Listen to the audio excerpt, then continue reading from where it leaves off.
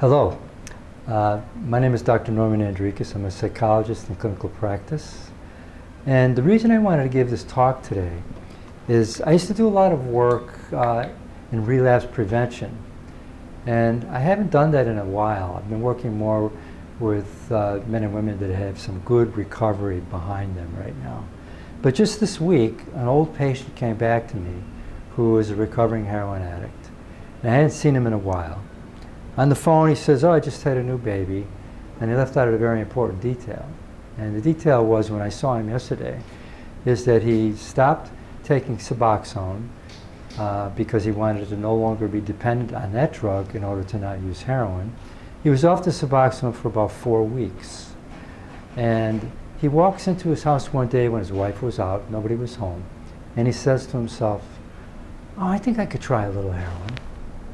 And I had to do all that I could to restrain myself from not screaming at him at that point. I have pretty good rapport with him, even though I haven't seen him in a while. Well, unfortunately, he did try heroin. It happened to be that it was laced with fentanyl. And he overdosed.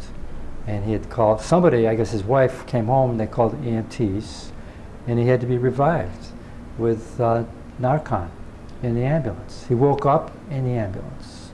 So I want to talk about a wake-up call. This patient had a real wake-up call because he could have easily died. He had one kid, 2 years old, a new baby just this last couple of weeks. Pretty tragic.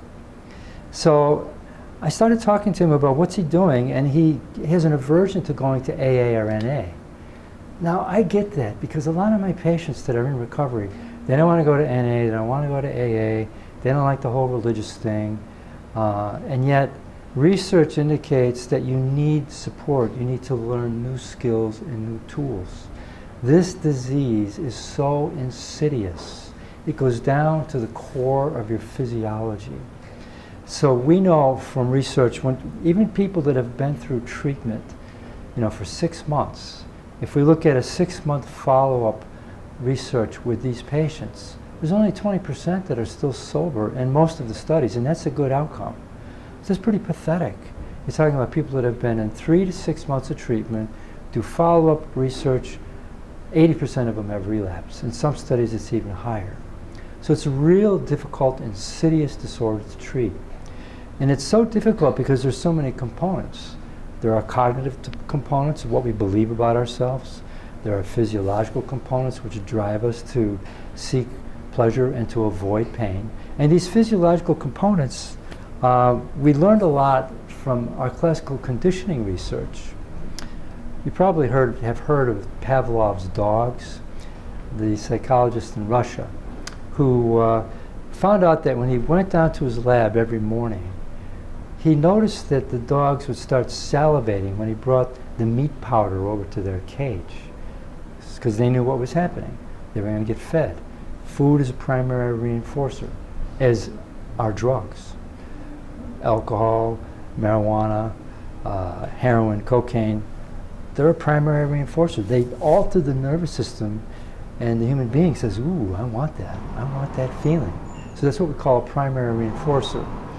There are such a thing as a contingent stimulus or a conditional stimulus, and what Pavlov found is that if he turned on a certain light or had a certain tone just before he fed the dogs, he could elicit salivation in the dogs just by their hearing that tone or seeing that light. So it's no wonder that we have to teach people in recovery to be very careful about the people, the places, and the things they do, because these associations can trigger these profound cravings, and next thing you know, they're off and running and they made a big mistake. AA teaches patients that they have to think through the drink. What does that mean? So you're thinking, "Oh, my wife's out of town, I've been sober for 6 weeks, I've been working real hard, I deserve a drink Friday night." If you're working a recovery program, if you're developing skills and self-awareness, you have to say, well, what happens if I do that? I might have 1 beer, I start feeling good. I might have 2, feeling really good. I might as well go out and go drinking at the bar. Next thing you know, we've got a blackout. We've got a guy that doesn't come home for a week. gets a DUI, winds up in jail, or maybe kills somebody in the car. This is very, very common, a very common story, unfortunately. Some of my patients, they go out just to have a few beers. Next thing you know, they're doing lines of cocaine at the bar. And again, they're off and running for a week. I have one guy, went golfing with buddies, drank so much, used cocaine, was in such a severe car accident, he's lucky he didn't die. He also is another guy who has a new young child in his life. So these physiological triggers are so profound and so powerful, they're automatic. I mean, stimulus comes in through the eyes, the nose, touch, sound, taste. All kinds of stimuli are bombarding us all the time. We have an association to these stimuli. We have a feeling like, ooh, that's pleasant, or that's unpleasant, or that's neither pleasant nor unpleasant. We like it, we don't like it, or we're neutral about it. Then we have a narrative that goes on about this. Oh, I did like that feeling. I'd like to produce it again. I want a little more ice cream. I want a little more candy. I can have another beer, whatever it may be. But what patients need to discover, we all need to discover, is that by watching ourselves and becoming more aware, we can be more acutely attuned to these kinds of triggers. So to explain what a trigger is, that automatic response, I wanted to show you something right now that will indicate the dramatic force of how these triggers work in the nervous system. So I wanted to illustrate how powerful this automatic triggering is. Think of your nervous system. You're triggered, a friend calls, or you just cut the grass and you want a nice cold beer, or somebody's offering you some drugs. The way it works in the nervous system is kind of like this. Oh, maybe I could try that. I think I'd be okay. Why don't I? Ah! Okay, so as I said, I wanted to demonstrate to you how this profound triggering works in the nervous system. Imagine somebody invites you to go out for a drink, or you are wanting a real cold beer after cutting the grass, or somebody lays out some drugs for you. Next thing you know, your nervous system goes like that, and you're off and running. You've already been triggered profoundly, and you're not thinking clearly, and you make really poor mistakes. So, how can we work on catching these mistakes? Certainly, the value of AA is not so much that you're going to buy everything they say hook, line, and sinker, but you're going to hear stories in there, AA or NA. You can hear stories about how people have destroyed their life, ruined the people they love, been arrested, lost their health, lost their families, and that provides some useful fodder to cause us to wake up, to not engage in those behaviors anymore. We also need to encourage you to be in psychotherapy, because the goal of psychotherapy is to help patients to be aware of how their thinking and history is likely to cause them to behave the same way, unless we're aware. Why are we doing this? Is there another way I can feel joy, pleasure, and connection in my life without having to be intoxicated or loaded? Other tools that I'm encouraging patients to use are exercise, because in exercise we get the important dopamine and other endorphins that are so important to beat off the depression and the down kind of mood that people are trying to get out of when they're using substances.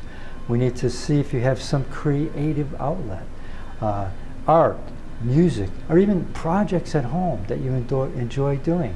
Good work, good creativity is another way to engage the mind so that you feel better about yourself, and you start having some good feelings about yourself, so you don't need to run to these kinds of substances to make the wrong choices. Medication's useful. You need to be evaluated for medication. It's not right for everyone, but certainly medication can help with mood disturbances and anxiety. And anxiety, as you know, is something that people don't like. You get too anxious, people say, oh, I better have a few pops before I go do this, or I better get stoned before I go do this. Not a good idea.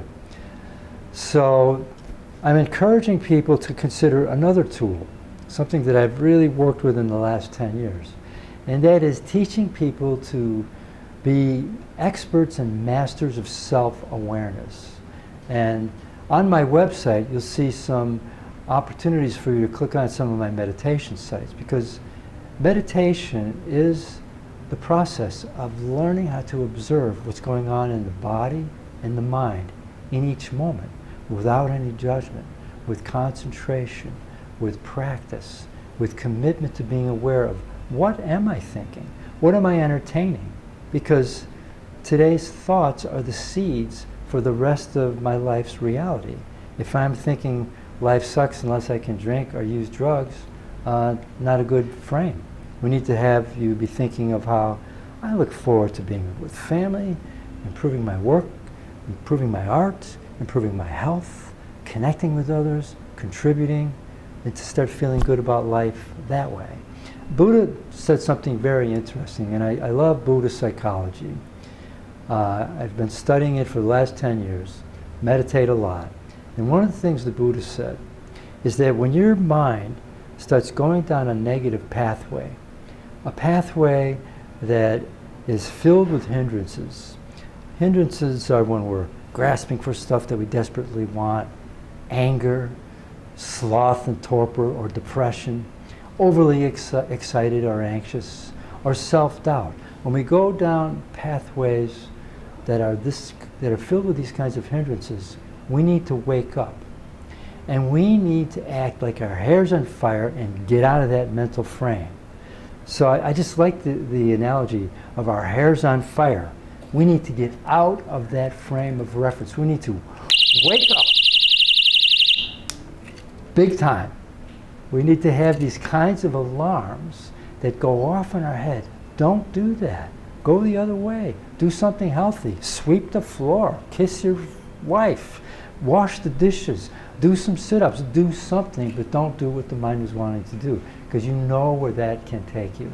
And I've seen too many guys go down and women go down. And I don't want that for you. I want you to have a slice of the joy that this life is there to offer you. So do the right thing. And thank you so much for your time.